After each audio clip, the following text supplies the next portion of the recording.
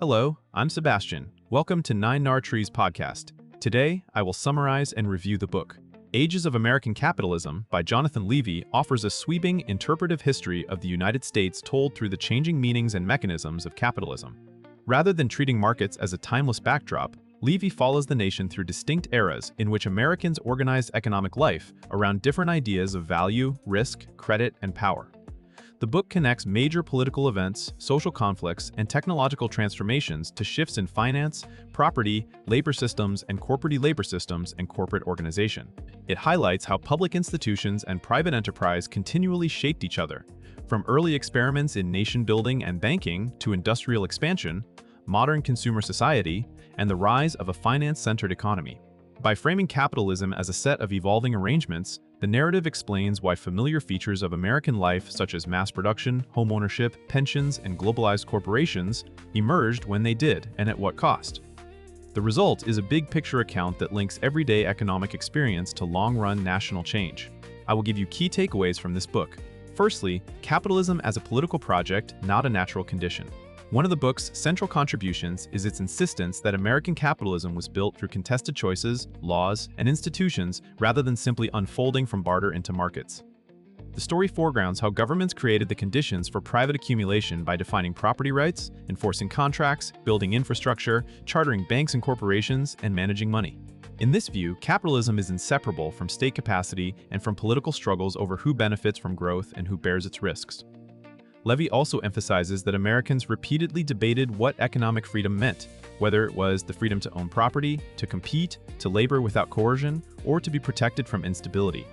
That debate produced shifting coalitions and policy regimes, from early national finance experiments to later regulatory frameworks.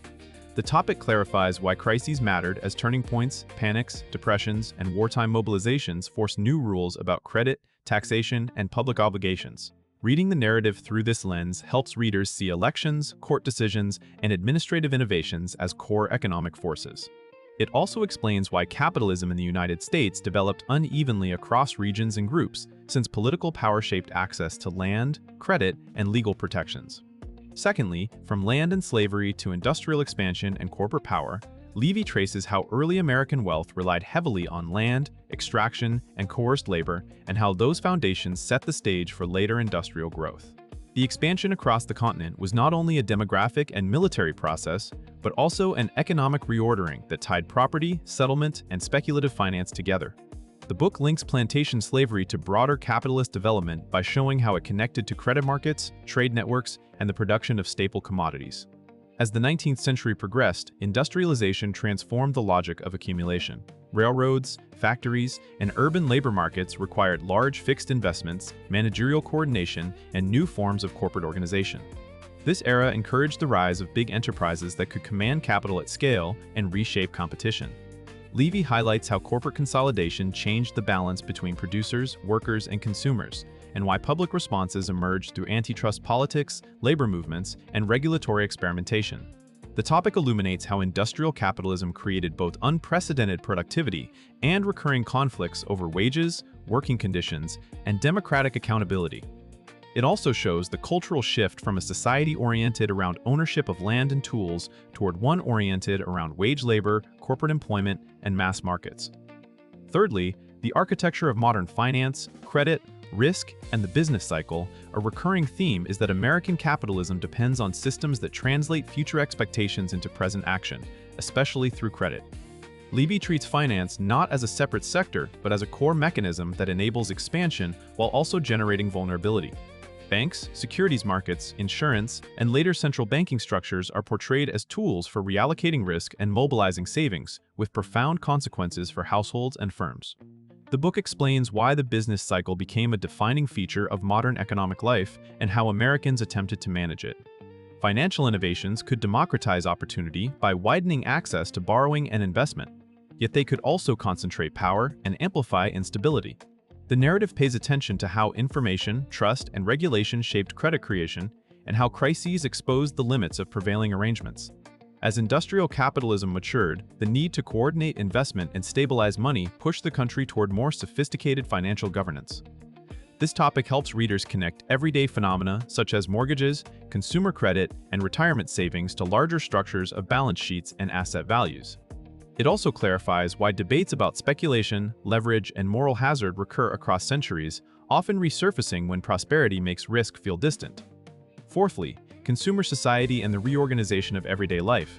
Levy shows that capitalism changed not only how goods were produced, but also how Americans lived, spent, and imagined security. As productivity increased and distribution networks expanded, mass consumption became a central driver of growth. This shift depended on rising wages for some workers, new retail systems, advertising, and the normalization of buying on credit.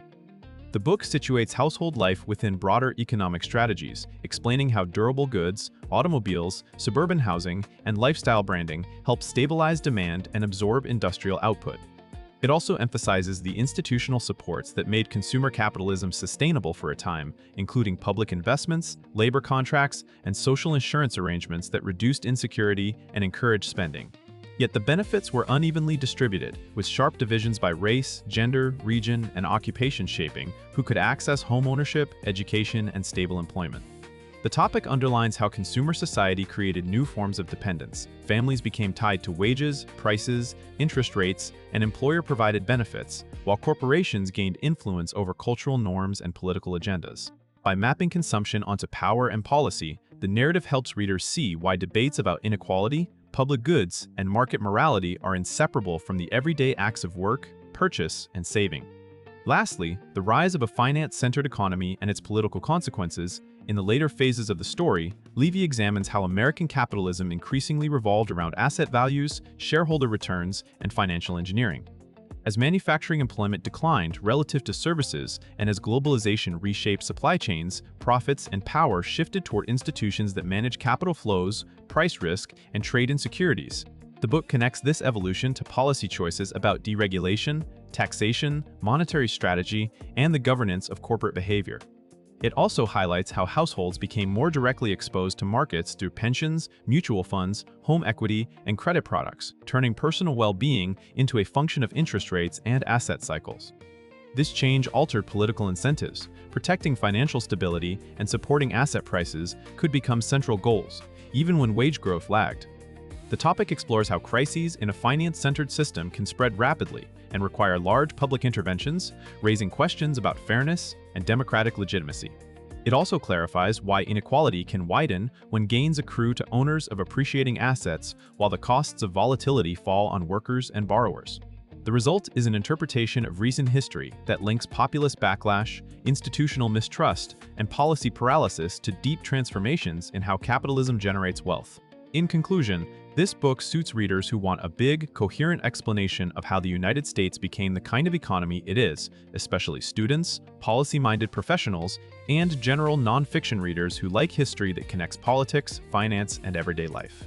It benefits the reader's life by giving a clearer mental model for interpreting news about inflation, interest rates, corporate behavior, labor conflict, and inequality.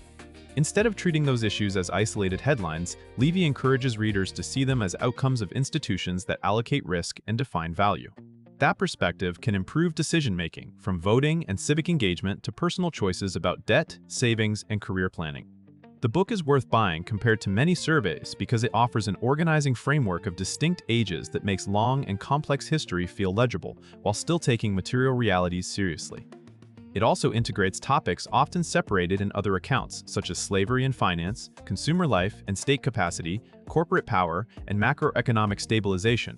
Readers looking for a single narrative that explains both the creation of American wealth and the recurring tensions that accompany it will find it a durable reference and a stimulating argument. If you would like to support Jonathan Levy, you can buy the book through the Amazon link I've provided in the podcast description. After reading the book, please let me know what you think and share your thoughts. See you around.